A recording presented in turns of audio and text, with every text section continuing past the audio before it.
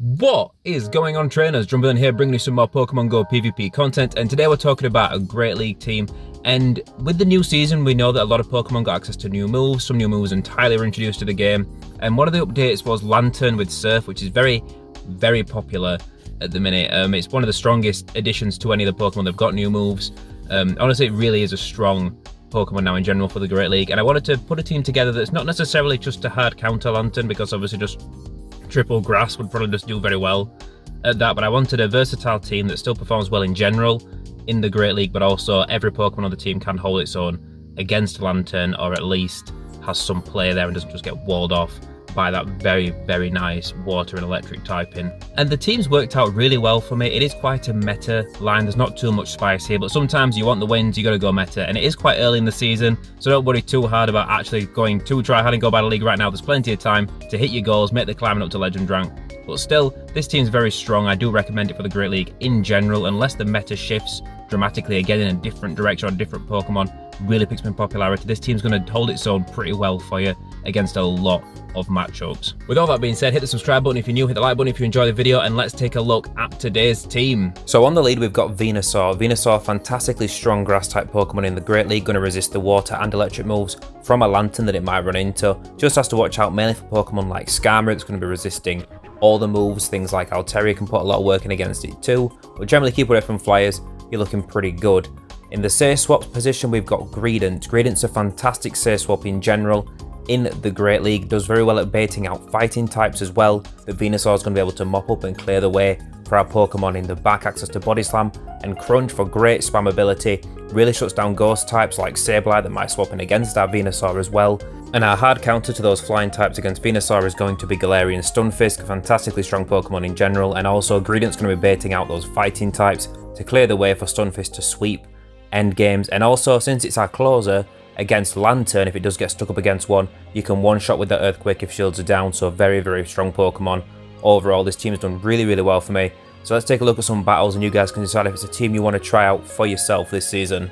Now, this first matchup, you guys are not going to believe, was the first game I did record running this team, and it's the absolute perfect showcase of the ideal scenario for this team. Swampert on the lead, that's perfect for Venusaur. They swap out into a Sableye, and you're going to see just how good of a counter to Sableye Greedent actually is. So you're going to go for that Crunch.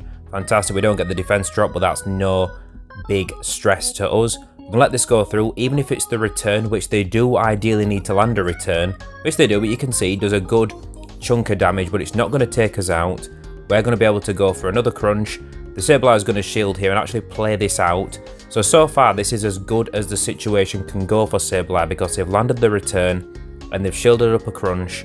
So how is this going to go for them? But you're going to see that the actual Crunchers come in faster than the foul plays do. So even though we're approaching foul play range at this point, we're still going to be able to get a Crunch off here, take them out, keep switch advantage, and keep Venusaur locked against the Swampert. Now, there was an opportunity here to get some more energy. I wasn't sure if we were going to CMP tie or not, but we did.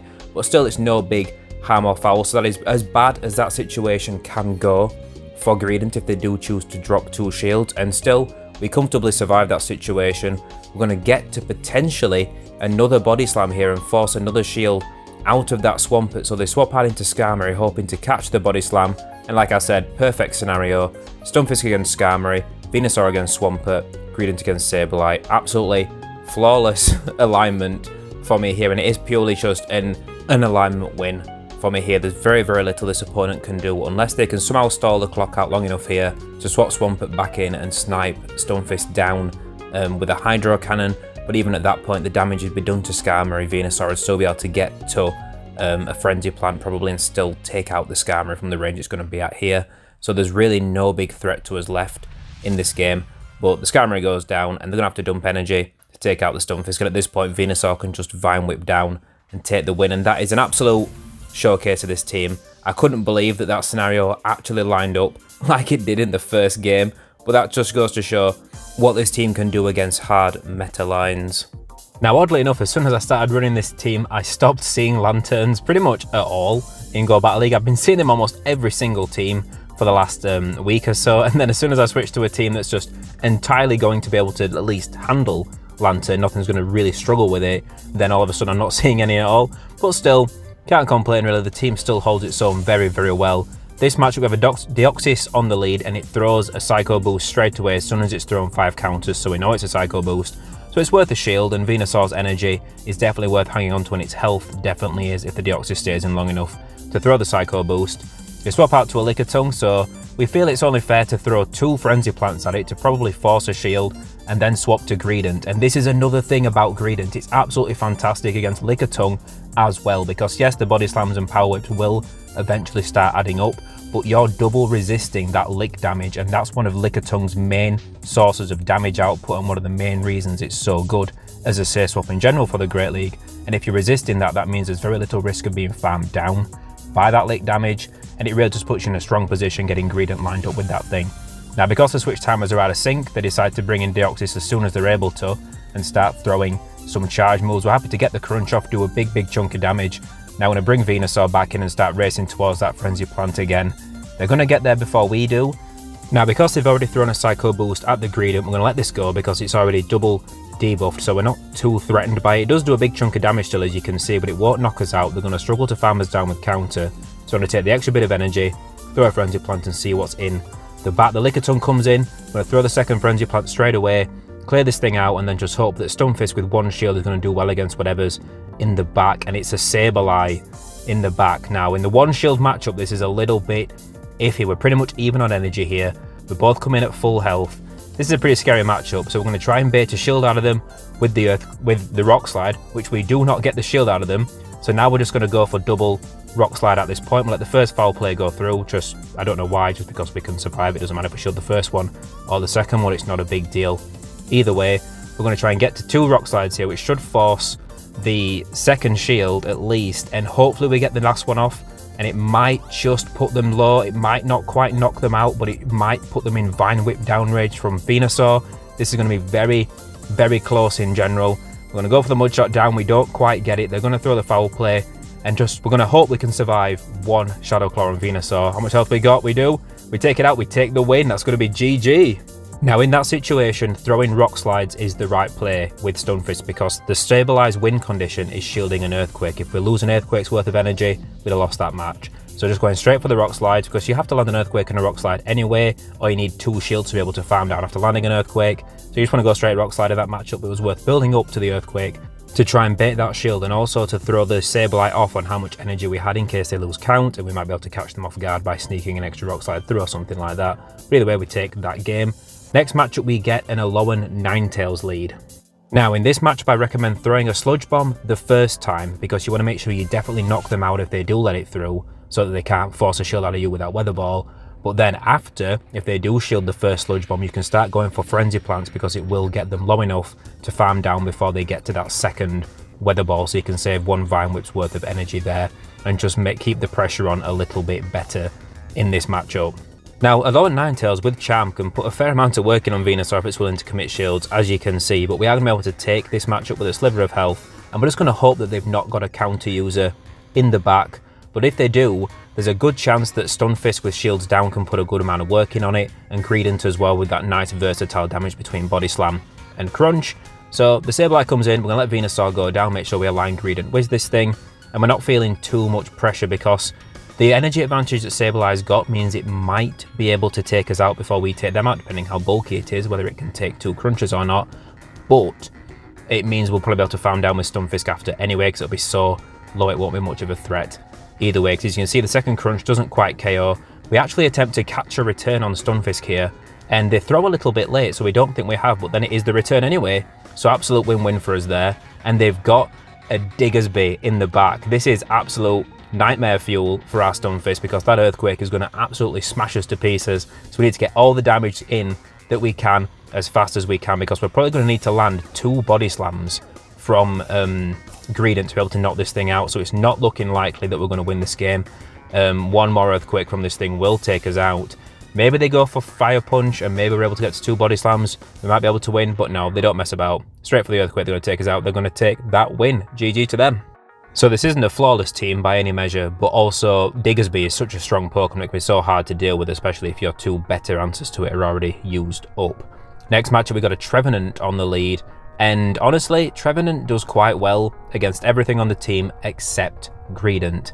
But the main reason we swap out straight into Greedent is that most Trevenants are there to try and catch Stunfisks. A lot of Trevenants are used to deal with Stunfisk and protect things in the back that are weak to Stunfisk. So I figure we'll swap straight to Greedent, make them swap out, maybe get a shield advantage, because with shield advantage, Stunfisk can do okay against Trevenant, and even with shield advantage, Venusaur can do quite well there as well, because that Sludge Bomb's still going to hit pretty hard. So we're just going to stay in this matchup. We're not going to shield up. We weren't expecting an Aqua Tail, to be honest, but we're happy to take it. We're not going to get a shield bait out of this here. Throw the Body Slam, do we get a shield out of them? We do, so that's fantastic. Now we've got that shield advantage, and Greedent is so spammy, we're going to get another Body Slam off straight away. Do we get the second shield? We don't. That's not too bad. The Trevenant's going to struggle to farm us down here. They have to throw because we're double resisting those Shadow Claws, thanks to that normal typing on Greedent. Throw a Seed Bomb, take us out, that's fine. And we're probably going to bring Venusaur back in here, yeah, because we've got the shield advantage now, so we're in a bit of a better spot. We do lose CMP tied to Trevenant in general, so we're going to opt to get the Vine Whip through instead, even though they've fixed the sneaking fast moves through. But we'll just figure, keep throwing the energy. We were thinking they might try to catch, and it looks like they do. So we're going to go for a Frenzy Plant here, and you might think, why are you going to throw a Frenzy Plant? You've got Stunfisk in the back. But the main thing here is that means we can go straight for an Earthquake, knock out the Bastiodon. We were ideally going to be before they got a Charge move off, so we wouldn't have to take this move, and then Stunfisk is much more healthy to deal with the Trevenant and get more Rock Slides off. But we decide, since they do get to a move, we're going to let it through. We're going to build up all the energy that we can, up to 100 energy before we throw the Earthquake, take them out, and now we're going to be able to spam Rock Slides and put some pressure on this Trevenant anyway, because although Trevenant deals with Stunfisk quite well, it's not perfect against it, and if they don't start throwing charge moves, we're going to start getting that last shield out of them. We're not going to shield this up, even if it's a Shadow Ball, we don't mind, because our Venusaur is reasonably healthy, and we figured we had some residual energy on it, so we figured we might be able to get to 2 Frenzy Plants and force that last shield out of them anyway, and maybe knock them out as well. But because they just throw a Seed Bomb, that costs them very heavily, because they have to shield our last Rock Slide. This Sludge Bomb's going to come through, take them out, and we're going to take that win. GG. So even Trevenant, a Pokemon that you'd think if you don't get it lined up with Greedent would be quite a headache for this line, we're still able to handle quite well just because we're able to take shield advantage with Greedent. Anyway, this matchup, Stunfisk lead, which is going to swap straight out into Trevenant, and you're going to see how hard Greedent can shut this thing down as a punishing counter swap, because we're going to take these Seed Bombs all day long. We can easily take probably another 2 of those before we have to worry about shielding. So we're just going to throw this Crunch, see if they decide to shield. They don't. It does a massive chunk of damage.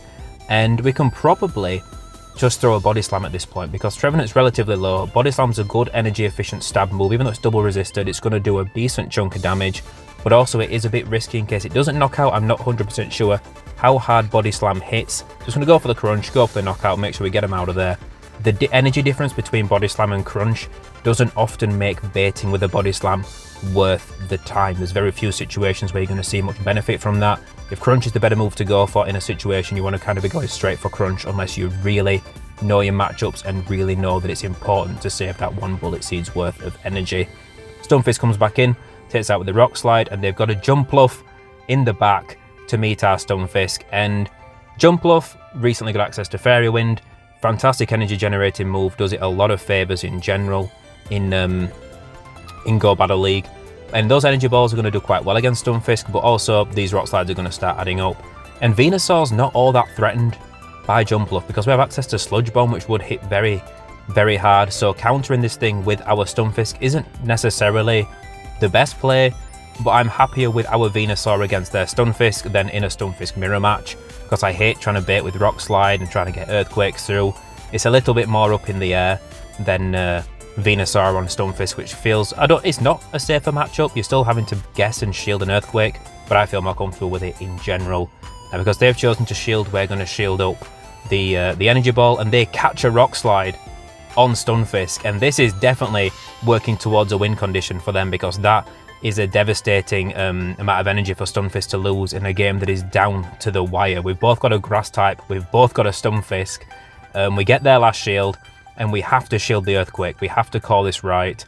And I think at this point this is worth a shield, because we're about to... No, we don't shield, it's the Earthquake. That hits us pretty damn hard. That's going to be punishing for us. We get the Frenzy Plant through, it should take out the Stunfisk, and now it's just whether or not our Stunfisk can survive long enough, but the Jumpluff's too low. They have to throw a move to take us out. We'd get to a Frenzy Plant or a Sludge Bomb. we have a shield left that we can use to defend Stunfisk, make sure it gets to a Rock Slide. So it was a fantastic catch by the opponent to actually get that that Rock Slide onto their Stunfisk. Great play, really pushing it down to the wire, but we were just in a stronger position at that end game to take the win.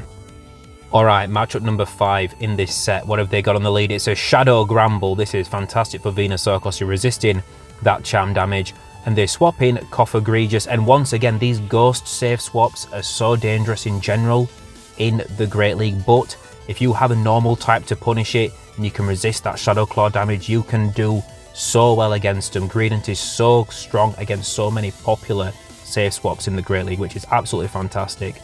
And even that Dark Pulse isn't that threatening. We don't have to shield this, we just build up more energy. It's fine. They can't fast move us down. Look how much health we've got left, and those Shadow Claws are doing next to nothing to us. So we're going to get one more Bullet Seed in before we throw this Crunch. Are they going to shield? They're going to not. Let it through, that's absolutely fine. And they come in with Medicham to farm us down. We're going to get a Body Slam off for some chip damage before they go down. And this is fantastic because now we've still got Stunfisk in the back as well. So Stunfisk is going to be able to do well against the Gramble, and Venusaur is going to be able to hang out with Medicham. Our lose condition here is not shielding a Psychic. Ice Punch, we can survive one. And that really puts this matchup back on equal footing despite the Medicham being ahead on energy. If we'd have let a Psychic through, it would annihilate us, and then Stunfisk really would struggle. But now at this point, we're going to shield because they shielded and just save this health on Venusaur. And we just want to get the shields out of this opponent because at this point, they're getting low enough where Stunfisk can Earthquake the Medicham and take it out. Medicham really needs a shield if it's got that low health to hang out with Medicham. So we're just going to stay in here. We're going to get to this Frenzy Plant. We get a bit of farm off the Gramble, which is very, very nice for us. It's going to force the last shield. I'm going to come straight to Stunfisk and just race to that Earthquake. And unless they get like double Dynamic Punch, and even then I don't think they'd quite take us out. Stunfisk has a lot of bulk, and Medicham isn't the most attack weighted Pokemon in general. But the first move go, just a nice punch, no stress. We get to the Earthquake, the opponent realises that it's over, and they're going to back out, and that's a good game. And that is going to give us a 4 out of 5 set. Now I've got one more set of battles to show you guys just how much more this team can do.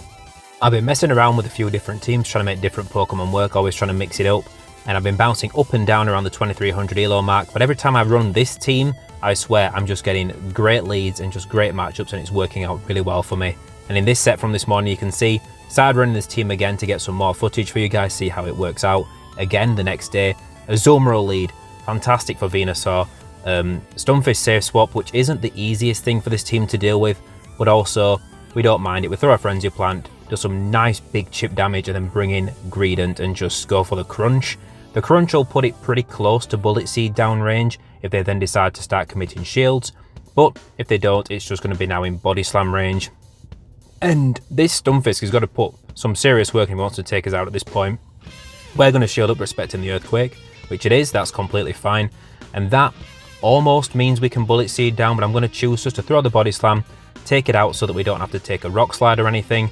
And the Azumarill comes back in, and you're going to see that Azumarill also is not a particularly hard answer to Greedent because those super effective Bullet Seeds, they're not that good for damage, but they do start chipping away over time, and this Body Slam spam is immense. You see we've almost got 2 still ready to go here. We're going to start really chipping down, and this Azumarill has to dump energy into us if they want to take us out.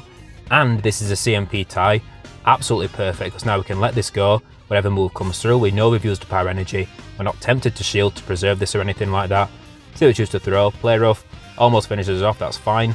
Noctowl swaps in to get ahead on energy, probably hoping that there isn't a Steel type in the back to punish this thing, but we've got Stunfisk. And you know how Flyers do against Stunfisk unless it's like a Talonflame with an energy advantage. We're in a very strong position here. Even though we're down a shield, and those Shadow Balls do very good damage, these Rock Slides are going to do good damage as well. Noctowl is incredibly bulky. I forget how bulky Noctowl is until I start hitting it with super effective Rock Slides, and it just shakes them off. It's like Altaria in terms of bulk, which is very impressive. Noctowl is an underrated pick in general for the Great League. I do recommend giving it a try if you have one ready to go. I think I got one with good IVs, but I don't think I've built it yet. Or did I? Did I use Noctowl? No, I don't think I've built it yet. But we're going to now bring in Venusaur and just go for the Vine Whip down, which is very optimistic, but this gives us an energy advantage against the Azumarill because they've still got a shield. We need 2 Frenzy Plants, and if they've got Ice Beam, we need to get to these before they get to the energy for that Ice Beam. So this is going to be very, very close at this point. In fact, I think that is a CMP tie there. We go at exactly the same time. The Azumarill did not get another bubble through when we threw, so that probably was CMP tie. So by one fast move, we're able to take that Azumarill out and take the win, and that's going to be a good game. Now, don't get me wrong, this team is good, but it does have some Pokemon that give it such a hard time. Talonflame is almost impossible for this team to deal with, and we do have one coming up. And if you guys want to see how bad that goes for us, you want to keep watching. This next matchup, we've got Ninetales on the lead, fantastic with Venusaur, and they swap into a Runerigus. And I make a hell of a misjudgment. This Pokemon is not a good answer to Venusaur. It's weak to grass for a start, so we got to just stay in and just start spam him off Frenzy Plants and save Stunfisk for the Alolan Ninetales, which would have been definitely the smart play.